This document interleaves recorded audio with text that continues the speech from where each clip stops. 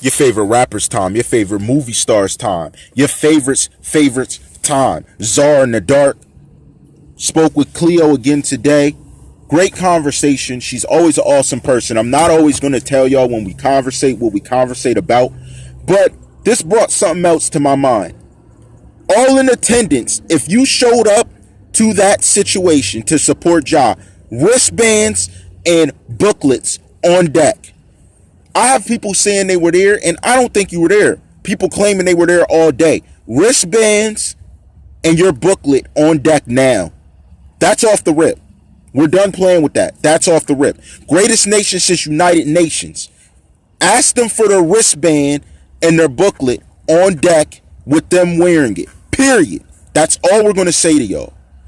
Now we're going forward. Was jealousy a primal motive? Was it? Was there someone that didn't like when X came around, all the girls were on him without him trying? Did that bother someone? Was that a situation that made someone say, yo, he's always taking my girl. He's always getting these girls. Sad enough, because they didn't want to be on you, but they were generating towards him. Was this a situation or was it not? Was there something that degraded you in some way, shape, or form as a man that made you hate the fact those ladies loved him? Or is that just speculation? Is that just something up in the air that never happened? Another question. The group we seen you with and that he was naturally around, was that his friends or someone else's friends? Another one. Dealing with the situation. Could someone have held a grudge of some sort against what he did and how he did it? That he reached stardom without cosigns, without doing something, but someone else didn't. That he was someone who helped and was able to help friends. It was taken for granted and someone didn't like it. These are all relevant questions because these all apply to every one of us. This cannot be overlooked. Listen, we all do things different in life. We all have challenges in life. But are you in your very life you live now hated against because you're doing things a certain way, you're living a certain way, and you're accomplishing a certain way? Is there some type of distasteful nature taken by someone against your character unjustifiably? Is this the way these type of things work? Is this normal? Has no one seen this before? Is there a reason behind tension? Or is there a thought for tension to be produced in order to disenfranchise everything this young rapper stood for? Was there more to the story than we here know? And was this more to the story the reason why a lot of people were looking down or looking towards to harm everything in his brand, everything he stood for, and everything he was trying to cope with? Where do these suspects fit in? Where do these suspects fit in? Who did they really know? Were they hanging directly around him or others? Where do these witnesses fit in? Who did they know as a part of the situation? Did they hold some vendetta to speak as they did? Do they have proof to show they were where they said they were? What about the random people that hop up in the comments trying to make things and say, oh, don't speak about... Well, now I'm speaking directly to her. So you don't have to throw that out there. Who are you to the situation? Are you a fan or are you someone closer trying to build a narrative to deter a connection of knowledge and to show, even to show the true intentions of those who are being accused of things they didn't do? Where do you fit into it? You see, it's beginning to become clear who's for justice and who's against justice. It's beginning to become clear who exactly has a motive to do things a certain way. Who actually cared and who actually doesn't. Who actually has affiliations, who's just there to be there. Who has statements to make and wants to see progress, and who wants to hinder it and become a distraction so that certain things aren't realized. Because they have some favoritism towards someone else because of something they do or a favor that was done or some type of loving admiration to idolize someone to prevent justice in some sort of way. Who's actually relevant to this? You see, I've already built about 95% of my understanding of what actually happened. The 5% that's missing, you're not going to know. Think about how long ago I already gave you the 25 steps in which I looked at everything. I didn't disclose 20 to 25 to you for a reason. It's because it will unfold and you will see it happen before your eyes. What's crazy is 20 to 21 already is done. Now we're looking at 22 to 25. And at this level, at this time, I've made the connections of knowledge I have, spoken to the people I have. It is all in play. I told you I am not like your average person looking at the case. We aren't the same. We aren't the same. Oh, and by the way, did you see that Robert Allen? $15K for a forensic expert? Do you think this is happening by luck? Have you ever, name another case where this type of stuff was granted? And I'll secede that. I haven't found it.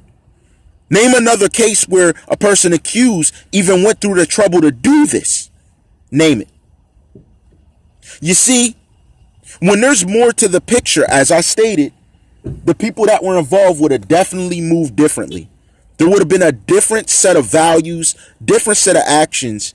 You would have been man enough to address what you didn't like to someone you deemed a friend, and not took it upon yourself to do harm to a legacy, a stance, an embodiment, a presence. Everything they brought to a station that made people smile and change lives. You would have moved accordingly.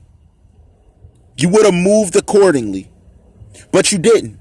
And instead you took it upon yourself to develop something on the backside. Now, what I don't understand is was it for notoriety? Was it for some monetary gain in return?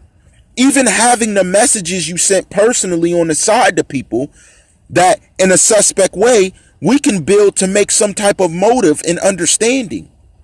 My team's already on it. We're not dumb. We never were dumb. You can't play people who are fighting for a legacy, fighting to be greater for dummies, and you have investigators who I now know most of their names, not all, that were showing up to these parties, that were acting with those breaking the law, but arresting those like they were clear and clean. It also makes sense why some people felt invincible. This is all up for grabs. Eyes are all on stage, from superstars' eyes to the regular man's eyes. They're watching. Most of them already know. But here's the thing. Do they have the proof to prove it? That's key. That's key. And we already have everything working up towards a goal. We have everything in motion.